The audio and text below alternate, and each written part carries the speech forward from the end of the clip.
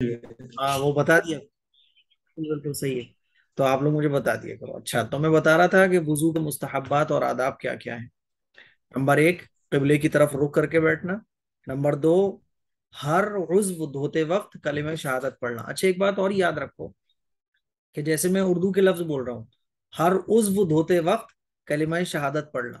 تو اگر کبھی آپ کو وضو کے آداب اور مستحبات بتانے کی ضرورت پڑتی ہے تو آپ ایز اٹ از جیسے میں نے بولا ہے ویسے بول سکتے ہو، تو ٹھیک ہے کوئی بات نہیں ہے.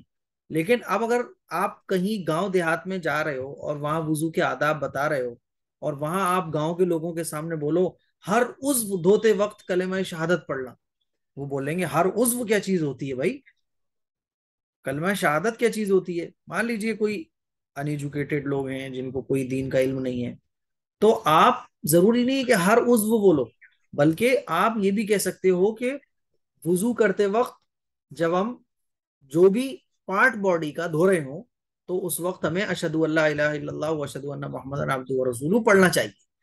تو میرے کہنے کا مطلب یہ ہے کہ ضروری نہیں ہے جو میں آپ کو پڑھا رہا ہوں وہ آپ سیم ویسا ہی بتاؤ کسی کو جیسے میں نے بتایا، بلکہ آپ اس کو اپنی لینگویج میں، آپ جیسے سامنے والے کو اچھے طریقے سے سمجھا سکتے ہو ویسے آپ اپنی لینگویج میں سمجھاؤ.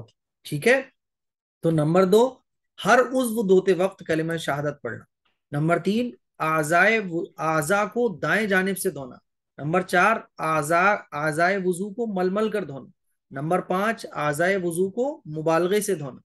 نمبر چھ، چھنگلی کان میں داخل کرنا. ٹھیک ہے. نمبر سات، گردن کا مسح کرنا. نمبر آٹھ، بچا ہوا پانی کھڑے ہو کے پینا. نمبر نو، وضو کے بعد دعا پڑھنا. دعا کون سی ہے وضو کے بعد کی وہ میں بھی بتاؤں گا آپ لوگوں کو. نمبر 10، پانی ضائع نہ کرنا. ٹھیک ہے. تو یہ 10 وضو کے کیا ہیں مستحبات ہیں. اب میں آپ کو لوگوں کو بتا رہا تھا کہ ایک تو زمزم کھڑے ہو کے پینا یہ ادب ہے زمزم کا، اور وضو کا بچا ہوا پانی کھڑے ہو کر پینا یہ بھی وضو کا مستحب ہے. مان لیجئے آپ کھڑے ہو کے وضو کا پانی پی رہے ہو تو یہ وضو کا ادب ہے، ثواب ملے گا. دو پانی ایسے ہیں جن کو کھڑے ہو کے پینا مستحب ہے، ایک وضو کا بچا ہوا پانی اور ایک زمزم. زمزم کو اصل تو زمزم ہی کہا جاتا ہے. ایک ایکسٹرا چیز میں آپ لوگوں کو بتا رہا ہوں، زمزم کو اصل میں زمزم ہی کہا جاتا ہے.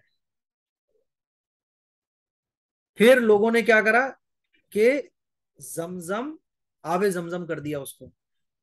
حالانکہ زمزم کو زمزم ہی کہا جاتا ہے لیکن اس کے ساتھ آب زمزم ملا دیا.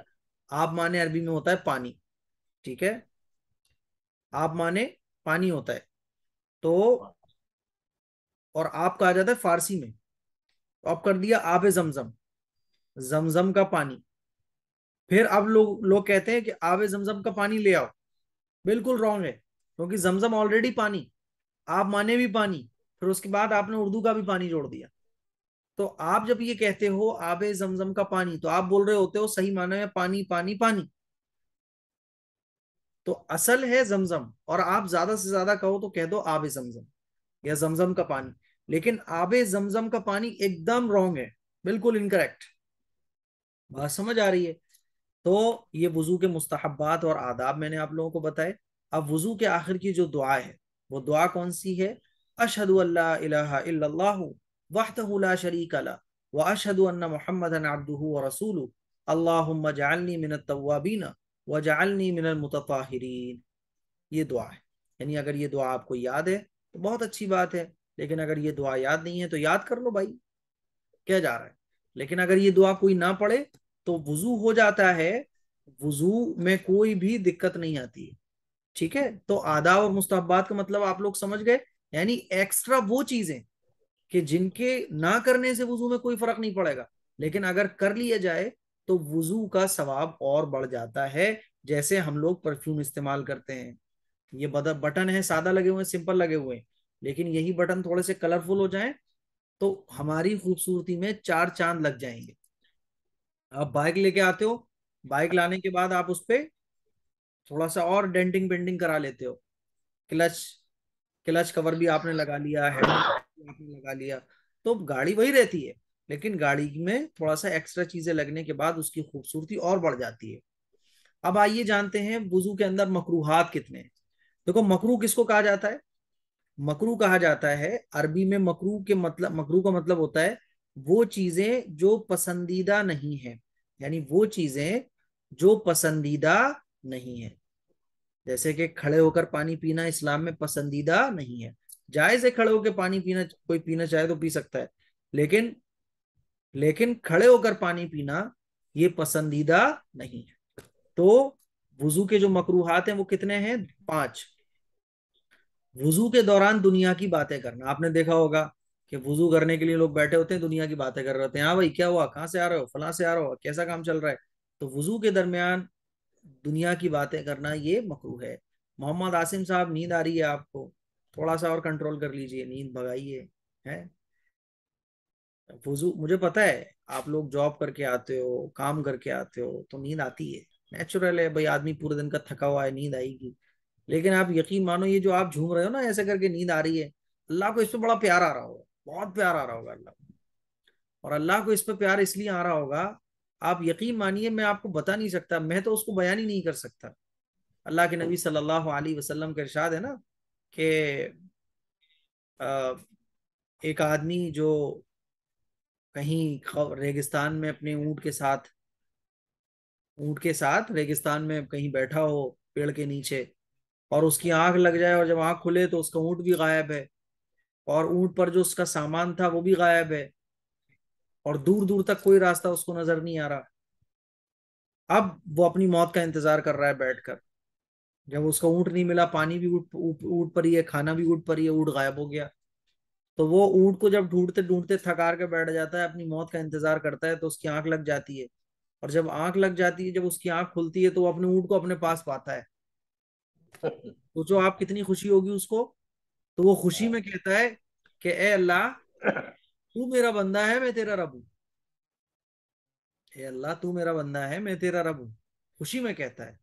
اللہ کے نبی صلی اللہ علیہ وسلم نے مسکرا کے ارشاد فرمایا کہ اللہ کو جیسے اس اونٹ والے کو اپنے اونٹ ملنے پر خوشی ہوتی ہے، اللہ کو اپنے بندے کی توبہ پر اور اپنے اللہ سے محبت کرنے پر اس سے زیادہ خوشی ہوتی ہے۔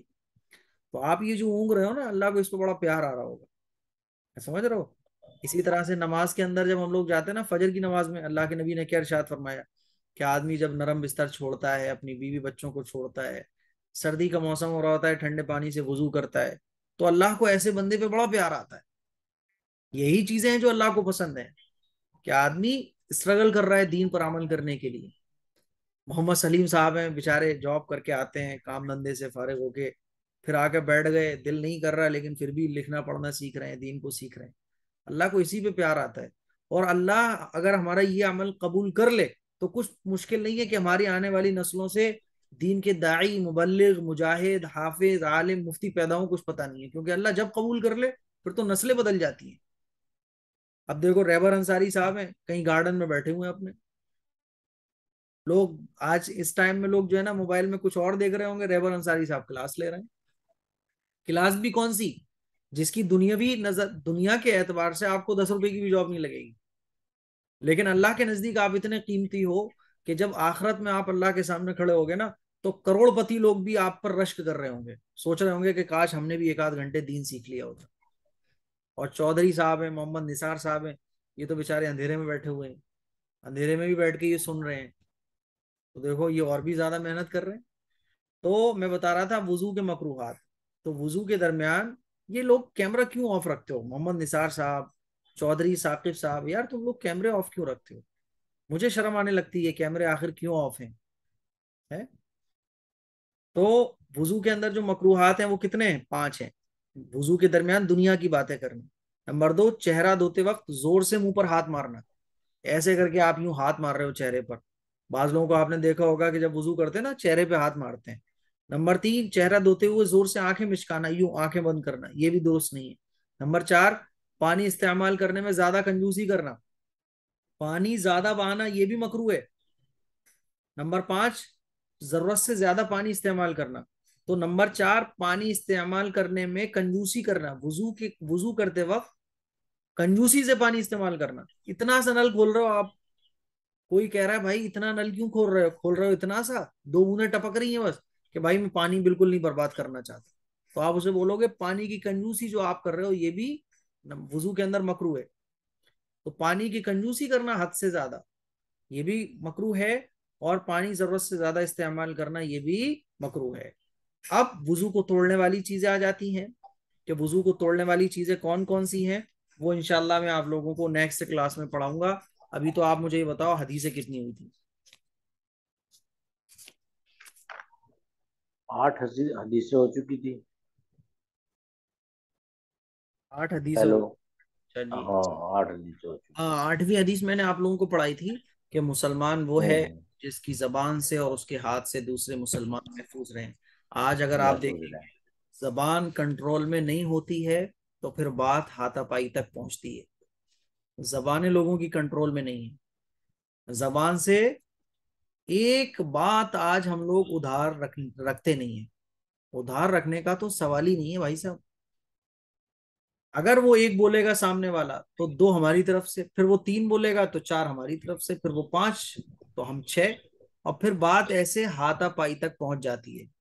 اسی لیے ہمیشہ یاد رکھو کہ اپنی زبان کو کنٹرول میں رکھنا ہے۔ سامنے والا کچھ بھی بک رہا ہے بکنے دو، آپ اپنی زبان کو بالکل بھی ناپاک مت کرو، کہہ دو کہ اللہ تو اس سے نپٹ لے گا، کوئی بات نہیں۔ تو اللہ کے نبی نے کیا ارشاد فرمایا تھا کہ مسلمان تو وہی ہے جس کی زبان اور اس کے ہاتھ سے دوسرے مسلمان محفوظ رہیں۔ نمبر 9، حدیث نمبر 9، من یحرم الرفق یحرم الخیر کلہ، من یحرم الرفق من یحرم الرفق یحرم الخیر کلہ۔ اس حدیث کا ترجمہ کیا ہے کہ جو شخص نرم عادت سے محروم رہا وہ ساری بھلائی سے محروم رہا۔ جو شخص نرم عادت سے محروم رہا وہ ساری بھلائی سے محروم رہا۔ پتہ ہی چلا کہ نرمی ہمارے اندر ہونا چاہیے، ہمارے اندر سختی نہیں ہونا چاہیے۔ اللہ کے نبی صلی اللہ علیہ وسلم سب سے زیادہ نرم طبیعت کے تھے، لیکن نرم طبیعت کا مطلب یہ نہیں ہے کہ آپ حدیث سننے کے بعد نرم ہو جاؤ، کہ راستے میں چل رہے ہو کوئی آپ کی جیب میں ہاتھ ڈال لے تو آپ اسے اگر روکنے کی کوشش کرو تو کوئی کہنے لگے رہے صاحب نرم طبیعت رکھو، یہ نرم نہیں ہے۔ یعنی وہاں نرم جہاں آپ کی نرمی کی ضرورت ہو، لیکن جہاں نرمی کی ضرورت ہی نہ ہو، جہاں آپ کی نرمی سے ظلم بڑھ سکتا ہو، چوریاں بڑھ سکتی ہوں، جہاں آپ کی نرمی سے گھر میں گناہ کے کام بڑھ سکتے ہیں، وہاں نرمی نہیں کی جائے گی۔ جو شخص نرم عادت سے محروم رہا وہ ساری بھلائی سے محروم رہا۔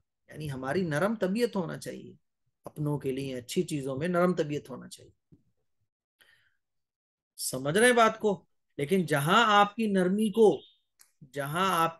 کو آپ کی کمزوری سمجھا جائے، جہاں آپ کی نرمی کا ناجائز فائدہ اٹھایا جائے، جہاں آپ کی نرمی کو آپ کے اوپر ہی ایک مصیبت بنا دیا جائے، تو وہاں پھر نرمی نہیں، وہاں سختی ہونا چاہیے۔ بہرحال اللہ کے نبی صلی اللہ علیہ وسلم کی طبیعت میں نرمی تھی۔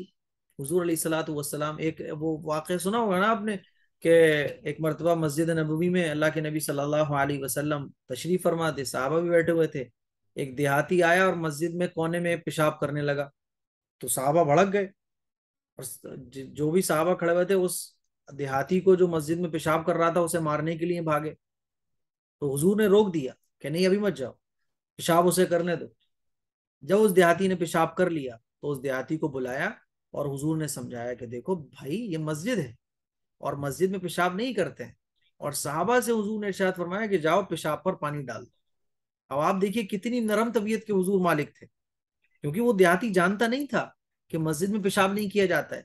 ہم اور آپ ہوتے تو ہم تو چڑھ بیٹھتے اس کے اوپر۔ تو نرم طبیعت یہاں، یعنی جہاں آپ کو نرم ہونا چاہیے وہاں نرم، کیونکہ ظاہر ہے وہ دیہاتی ہے، وہ جانتا نہیں ہے۔ تو اللہ کے نبی صلی اللہ علیہ وسلم نے کہا کہ نہیں اسے پیشاب کرنے دو، کیونکہ بیچ میں روکو گے آپ تو وہ اور جگہ پیشاب جائے گا، وہ بھی گھبرا جائے گا۔ بعد میں حضور نے پھر وہ ایریے کو دھلوایا۔ تو جو شخص نرم عادت سے محروم رہا وہ ساری بھلائی سے محروم رہا۔ اب دیکھو نمبر 10 حدیث بہت زبردست آ رہی ہے۔ محمد عاصم صاحب ذرا جاگ کے سنو ذرا، اور ریبر انصاری صاحب، چودھری جی صاحب لائٹ کھول لو آپ اپنی، محمد نثار صاحب آپ بھی لائٹ اپنی اوپن کر لو، بہت ضروری ہے اور اہم حدیث ہے یہ۔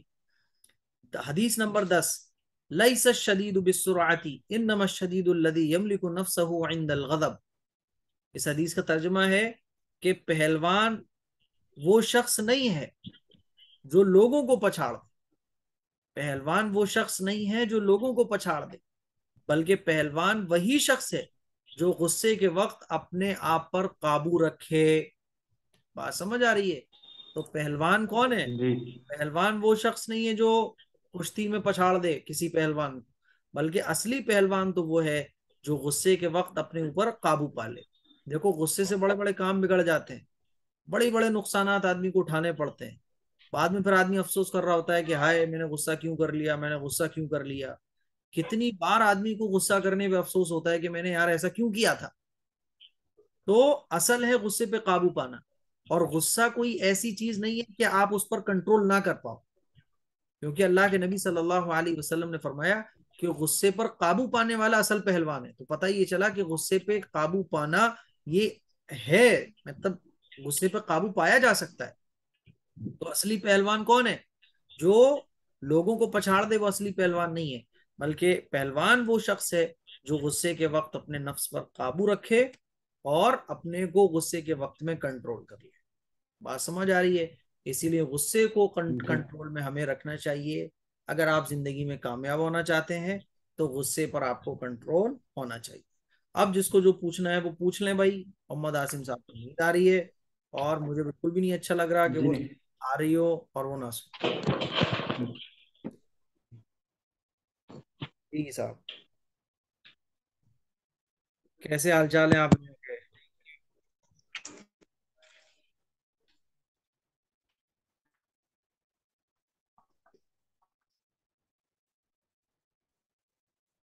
ہوں ارے بھائی محمد عاصم صاحب، کیا بات ہے، آج نیند کیسے آ رہی ہے آپ کو؟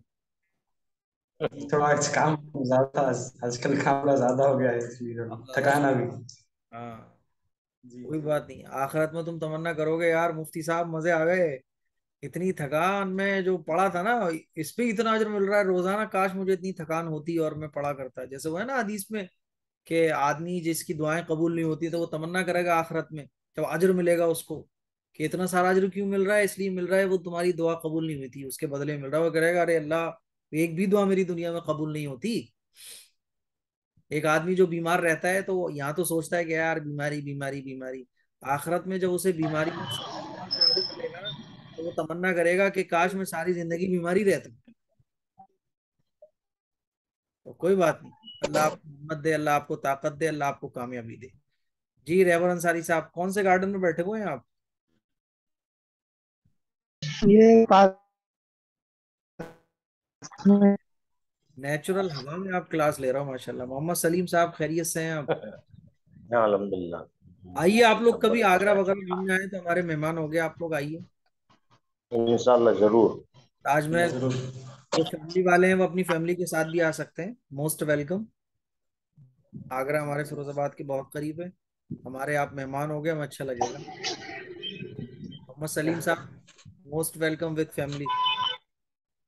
ضرور ضرور، اور جو انشاءاللہ لوگ جلدی آؤں گا۔ جو لوگ پردے میں بیٹھے ہوئے ہیں بھائی وہ بھی آ سکتے ہیں، کوئی مسئلہ نہیں ہے، پردے میں نہیں آئیے گا آپ، کلاس پردے میں لیں گے، لیکن یہ نہیں ہے کہ آپ حجاب وغیرہ پہن کے کہو کہ مفتی صاحب یہاں پہ بھی چلے گا، وہاں نہیں چلے گا۔ انشاءاللہ انشاءاللہ ٹھیک ہے، چلو بہت بہت شکریہ، جزاکم اللہ، احسن الجزا، اللہ تعالیٰ آپ لوگوں کو اپنے حفظ و ایمان میں رکھے۔ السلام علیکم ورحمۃ اللہ وبرکاتہ۔